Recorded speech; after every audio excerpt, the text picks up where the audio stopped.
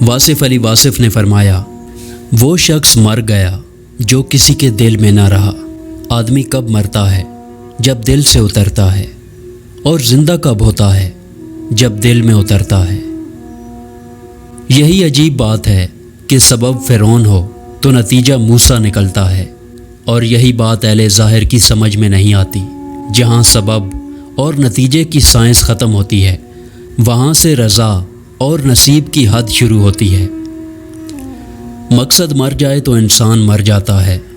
بے مقصد زندگی چاہے کتنی ہی طویل کیوں نہ ہو، موت سے بدتر ہے۔ زندگی کے بہترین دور کے بارے میں لوگوں سے پوچھیں تو جواب ملے گا کہ اچھا زمانہ گزر چکا ہے یا ابھی آیا ہی نہیں، حالانکہ اچھا دور وہ ہے جو آج گزر رہا ہے۔ سوچنے والوں کی دنیا والوں کی سوچ سے الگ ہوتی ہے۔ ایک گھر میں پیدا ہونے والے اور ایک دسترخوان پر پلنے والے ایک جیسا ذائقہ، ایک جیسی فطرت نہیں رکھتے۔ صرف بزرگوں کی یاد منانے سے بزرگوں کا فیض نہیں ملتا، بزرگوں کے بتائے ہوئے راستے پر چلنے سے بات بنتی ہے۔ قبول کرنے سے پہلے جو مرضی تحقیق کرو، مگر جب قبول کر لیا تو نبھا جانا ہی کمال ہے۔ جوانی ہاتھ سے یوں اڑ جاتی ہے جیسے مہندی کا رنگ۔ اگر انسان کو اچانک نگاہ مل جائے تو وہ خوف سے پاگل ہو جائے، یہ دیکھ کر کہ یہ زمین انسانی ڈھانچوں سے کس طرح بھری پڑی ہے۔ یہ ویرانے کبھی آباد تھے، یہ آبادیاں بھی کبھی ویرانے بن جائیں گی۔ دنیا میں کون کون نہیں آیا، یہاں کیا کیا نہیں ہو چکا۔ انسان اندر سے ٹوٹ جائے تو تعمیر حیات کی کتابیں کچھ مدد نہیں کر سکتی۔ رفاقتوں کے فیض اعتماد سے ہیں۔ بد اعتماد انسان نہ کسی کا رفیق ہوتا ہے، نہ اس کا کوئی حبیب ہوتا ہے۔ بے بس انسان کا سجدہ ہی اس کی بے بسی کا علاج ہے۔ جب موت سے پہلے موت کا مقام سمجھ آ جائے تو موت کے بعد ملنے والے انعام موت سے پہلے ملنا شروع ہو جاتے ہیں۔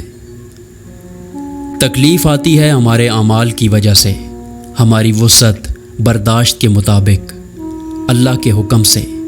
ہر تکلیف ایک پہچان ہے، اور یہ ایک بڑی تکلیف سے بچانے کے لیے آتی ہے۔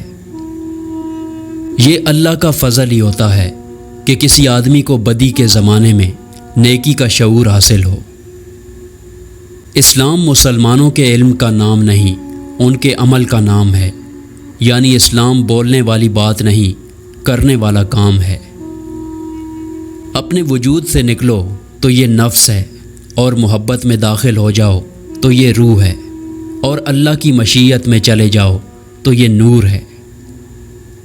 زمین کے سفر میں اگر کوئی چیز آسمانی ہے تو وہ محبت ہی ہے۔ جن لوگوں نے اپنی زندگی میں اللہ کو یاد رکھا، لوگوں نے ان کی زندگی کے بعد بھی ان کو یاد رکھا۔ تحقیق کے دور میں جب کبھی سوال پیدا ہو تو اس کے جواب کے لیے مناسب انسان کی طرف رجوع کرنا ہی سوال کا آدھا جواب ہے۔ گوشت کا بھاؤ کسائی کی دکان سے، دینی مسائل علماء سے، ذاتی اور روحانی مسائل فقیر سے پوچھنا بہتر ہے۔ اگر صرف انصاف ہی ہونا ہے تو پھر رحمت کسے کہتے ہیں؟ مرنے والا اس وقت مرتا ہے جب اسے یاد کرنے والا مر جائے۔ ہر عبادت کی قضا ہے، لیکن انسانی دل توڑنے کی کوئی قضا نہیں۔ ہم آرام کی آرزو میں بے آرام ہو رہے ہیں۔ غم کسی طرح کا بھی ہو، ہر انسان کے آنسو ایک جیسے ہوتے ہیں۔ آسان زندگی یہ ہے کہ آپ کسی کا گلہ نہ کریں، زندگی کو قبول کریں۔ ناشکری زوال کا آغاز اور استغفر اللہ سر بلندی کا وظیفہ ہے۔ اچھے لوگوں کا ملنا ہی اچھے مستقبل کی ضمانت ہے۔ ماں ایک ایسی ہستی ہے جو ہر حال میں معاف کر دیتی ہے۔ اخلاق یہ ہے کہ اللہ کی رضا کے لیے اپنے مزاج کو بد اخلاق نہ ہونے دیں۔ جہاں سے رضائے الہی شروع ہوتی ہے، وہاں سے دانائی شروع ہوتی ہے۔ ٹوٹے ہوئے خاندانوں کو جوڑنا شروع کر دو، سکون آنا شروع ہو جائے گا۔ جن لوگوں کو ہم نے اپنی موت کا غم دے کر جانا ہے، کیوں نہ ان کو زندگی میں کوئی خوشی دی جائے۔ جس طرح سانس سفر ہے، اسی طرح رگوں اور شریانوں میں خون مسافر ہے۔ انسان اپنا بہت کچھ بدل سکتا ہے، حتیٰ کہ شکل بھی تبدیل کر سکتا ہے، لیکن وہ فطرت نہیں بدل سکتا۔ اللہ کے محبوب اور اللہ کے ولی کسی سے ایک دفعہ تعلق قائم کرنے کے بعد اس تعلق کو توڑتے نہیں، بازو پکڑنے کی لاج رکھتے ہیں۔ تنہائی کے مسافر بیمار روحوں کی طرح اذیت کی منزلیں طے کرتے ہیں۔ اگر تعلق رکھنا ہے تو جھگڑا کس بات کا، اور اگر تعلق نہیں رکھنا تو جھگڑا کس بات کا۔ جب تک انسان دعا کو مانتا ہے وہ خدا کو مانتا ہے، اور جو دعا کو نہیں مانتا وہ خدا کو کیا مانے گا۔ ہوس زر اور لذت وجود چھوڑ دی جائے تو زندگی آسان ہو جاتی ہے۔ رشوت کے مال پر پلنے والی اولاد لازمی طور پر باغی ہوگی، بے ادب ہوگی اور گستاخ ہوگی۔ پرندہ اور چونٹی جب رزق کھا جائے تو وہ دعا کرتے ہیں کہ یا اللہ جس نے ہمیں کھلایا اس کے رزق میں اضافہ کر۔ اس لیے جب رزق میں کمی آ جائے تو دانہ چیونٹیوں کے بلوں میں لے جاؤ۔ اینٹ کا اینٹ سے رابطہ ختم ہو جائے تو دیواریں اپنے ہی بوجھ سے گرنا شروع ہو جاتی ہیں۔ غم کتنا ہی سنگین ہو، نیند سے پہلے تک ہے۔ محبت میں غیر کی رائے لینا حرام ہے۔ بادشاہ کا جرم جرموں کا بادشاہ ہوتا ہے۔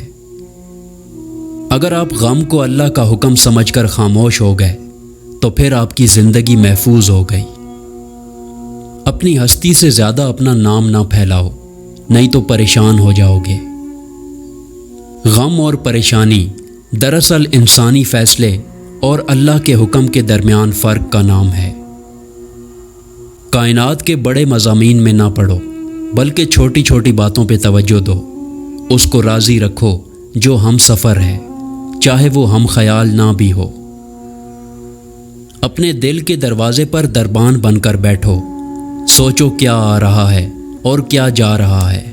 اگر دل میں رکھنے کے قابل ہے تو رکھو، اگر نہیں تو نکال دو۔ بچہ بیمار ہو جائے تو ماں کو آداب دعا خود بخود آ جاتے ہیں۔ جہاز خطرے میں ہو تو مسافروں کو دعا سکھانے کی ضرورت نہیں پڑتی۔ دعا ان کے دل سے نکلتی ہے، بلکہ ان کی آنکھ سے آنسو بن کر ٹپکتی ہے۔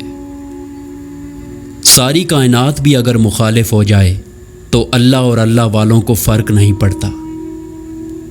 جو انسان زندہ ہونے کے باوجود زندگی کو نہیں سمجھ سکتا، وہ مرے بغیر موت کو کیسے سمجھے گا؟